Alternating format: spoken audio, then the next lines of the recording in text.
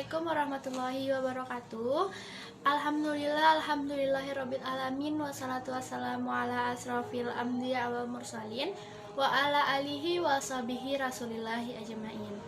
Pertama dan utama sekali, marilah kita ucapkan rasa puji syukur kita terhadap kehadirat Allah Subhanahu wa Ta'ala, yang mana atas berkat dan rahmatnya kita masih diberikan kesempatan untuk melanjutkan pembahasan tentang mata kuliah pengantar bisnis. Baiklah, perkenalkan kami dari kelompok 10 yang beranggotakan Reski Mayangsari, Rofi Fadilah, Syahla Ayumi Nabila, Ezi Zainatul Putri, dan Putri Sabrina yang akan membahas tentang motivasi.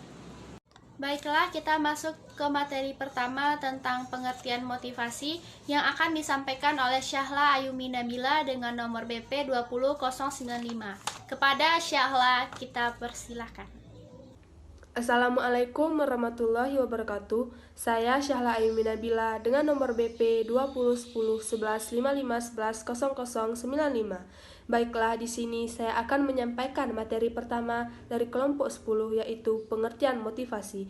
Motivasi adalah kesediaan melakukan usaha tingkat tinggi guna mencapai sasaran organisasi yang dikondisikan oleh individu. Meskipun secara umum motivasi merujuk ke upaya yang dilakukan guna mencapai setiap sasaran, di sini kita merujuk ke sasaran organisasi karena fokus kita adalah perilaku yang berkaitan dengan sasaran organisasi, yang berkaitan dengan kerja. Ada 3 unsur kunci dalam definisi itu: upaya, sasaran organisasi, dan kebutuhan. Unsur upaya merupakan ukuran intensitas atau dorongan seseorang yang termotivasi untuk dia berusaha keras. Tetapi tingkat upaya yang tinggi tidak selalu menghasilkan kinerja yang menguntungkan organisasi. Kebutuhan mengacu ke keadaan yang batin yang membuat hasil-hasil tertentu tampak menarik. Kebutuhan yang tidak terpuaskan menciptakan ketegangan yang merangsang dorongan itu di dalam diri sendiri. Dorongan itu menimbulkan perilaku pencarian untuk menemukan sasaran tertentu yang jika tercapai akan memuaskan kebutuhan itu dan menurunkan ketegangan tadi. Kita dapat mengatakan bahwa karyawan-karyawan yang termotivasi itu berada dalam keadaan ketegangan. Semakin besar ketegangan itu, semakin tinggi tingkat usahanya.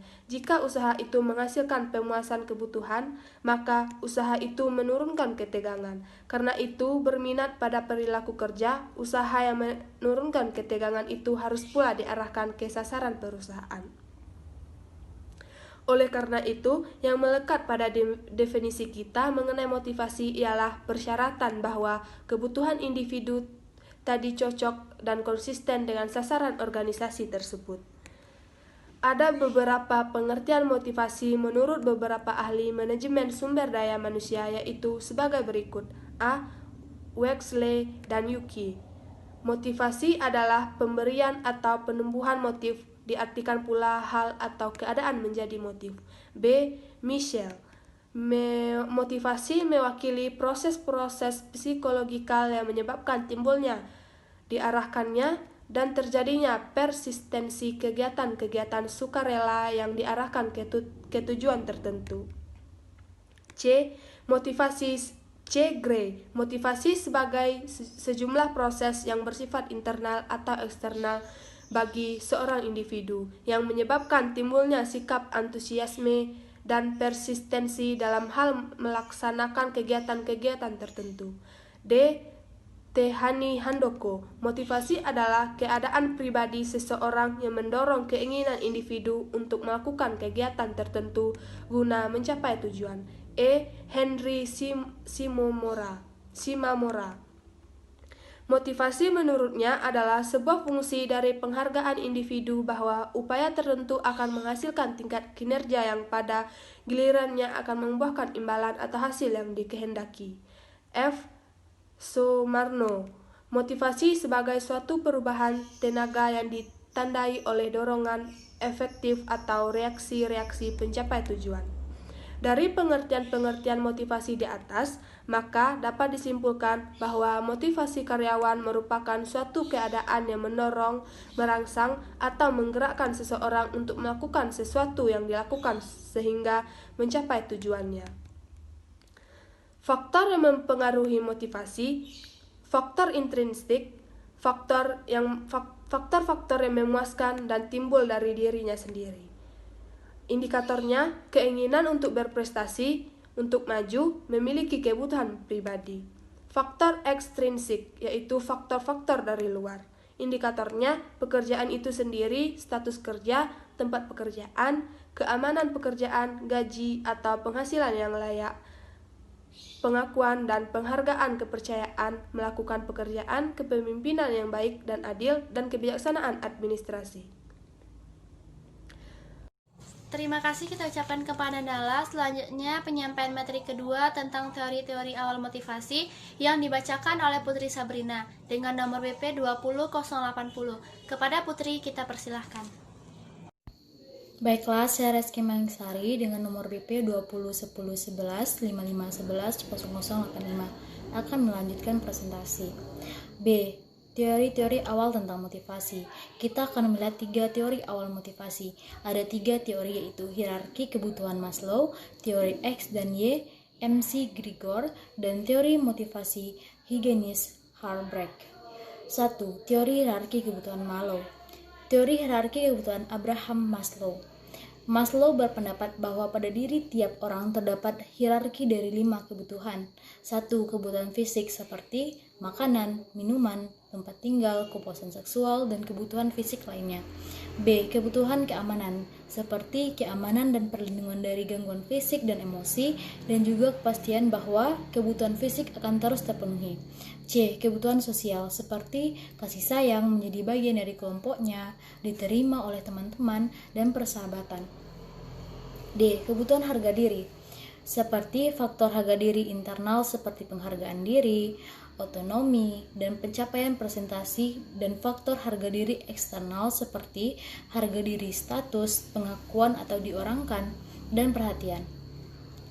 E. Kebutuhan aktualisasi diri seperti pertumbuhan, pencapaian potensi seseorang, dan pemenuhan diri sendiri, dorongan atau menjadi apa yang mampu mereka capai.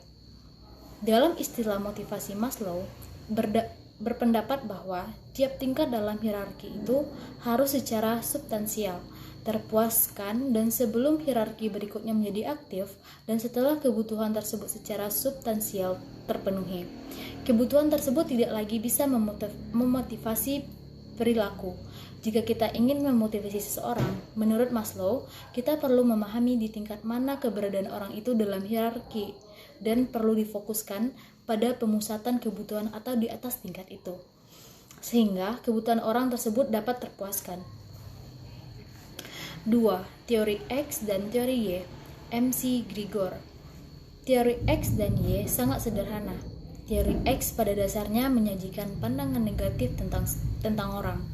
Teori X berasumsi bahwa para pekerja mempunyai sedikit saja ambisi untuk maju, tidak menyukai pekerjaan, ingin menghindari tanggung jawab, dan perlu diawasi dengan ketat agar dapat efektif bekerja. Sedangkan teori Y menawarkan pandangan positif. Teori Y berasumsi bahwa para pekerja dapat berlatih mengarahkan diri, menerima dan secara nyata mencari tanggung jawab, dan menganggap pekerjaan sebagai suatu kegiatan alami. MC Grigor yakin bahwa asumsi teori Y lebih menekankan sifat kerja sebenarnya dan harus menjadi pedoman bagi praktek manajemen. Selanjutnya, 3. Teori motivasi Hygenis-Harbrek. Teori motivasi Hygenis-Friedrich Harbrek berpendapat bahwa faktor intrinsik terkait dengan kepuasan dan motivasi kerja, hubungan individu dan dengan pekerjaannya itu merupakan hubungan yang mendasar, dan bahwa sikap individu tersebut terhadap pekerjaan menentukan kesuksesan atau kegagalan. Karakteristik tertentu secara konsisten terkait dengan kepuasan kerja dan faktor lain terkait dengan kepuasan kerja. Menurut Harbrek, faktor-faktor yang menghasilkan kepuasan kerja terpisah dan berbeda dari yang menghasilkan ketidakpuasan kerja. Oleh karena itu, para manajer yang berusaha menghapus faktor-faktor yang menciptakan ketidakpuasan kerja dapat menghasilkan harmoni di tempat kerja, tapi bukan motivasi. Karena faktor ketidakpuasan kerja itu disebut faktor higienis. Jika faktor-faktor itu memadai, orang tidak terpuaskan untuk memmotivasi orang supaya bekerja. Harbrack menekankan motivator, faktor intrinsik yang meningkatkan kepuasan kerja. Walaupun sekarang ini kita mengatakan bahwa teori itu terlalu sederhana, tetapi teori itu mempunyai pengaruh yang kuat pada cara kita merancang pekerjaan sekarang ini. Selanjutnya, penyampaian materi terakhir tentang mekanisme motivasi kerja yang dibacakan oleh Reski Mayangsari nomor BP 20085. Kepada Kiki kita persilahkan. Terima kasih sebelumnya kepada moderator. Saya Putri Sabrina akan melanjutkan materi selanjutnya, yaitu mengenai maksud atau tujuan motivasi karyawan. Menurut Taufik tahun 2002, secara umum dapat dikatakan bahwa tujuan motivasi adalah untuk menggerakkan atau menggugah seseorang agar timbul keinginan dan kemauan untuk melakukan sesuatu, sehingga dapat memperoleh hasil atau mencapai tujuan tertentu. Motivasi sangat penting artinya bagi perusahaan, karena motivasi merupakan bagian dari kegiatan perusahaan dalam proses pembinaan, pengarahan, pengembangan manusia dalam bekerja. Maksud atau tujuan motivasi menurut Dr. Suwatno yang pertama adalah untuk mendorong gairah atau semangat kerja. Kedua, meningkatkan moral dan kepuasan kerja pegawai. Ketiga, meningkatkan produktivitas kerja pegawai. Keempat, mempertahankan loyalitas dan kestabilan pegawai. Kelima, meningkatkan disiplinan dan menurunkan tingkat absensi pegawai. Keenam, mengefektifkan pengadaan pegawai. Ketujuh, menciptakan hubungan kerja dan suasana yang baik. Kedelapan, meningkatkan kreativitas dan partisipasi pegawai. Kesembilan, meningkatkan kesejahteraan pegawai. Kesepuluh, mempertinggi rasa tanggung jawab pegawai terhadap tugasnya. Kesebelas, meningkatkan efisiensi penggunaan alat, bahan baku, dan sebagainya. Baiklah, saya akan menyampaikan materi tentang motivasi karyawan. Menurut Taufik tahun 2002, secara umum dapat diartikan bahwa tujuan motivasi adalah untuk menggerakkan atau mengunggah seseorang agar timbul keinginan dan kemauan untuk melakukan sesuatu sehingga dapat memperoleh hasil untuk mencapai tujuan tertentu. Motivasi sangat penting, artinya bagi perusahaan.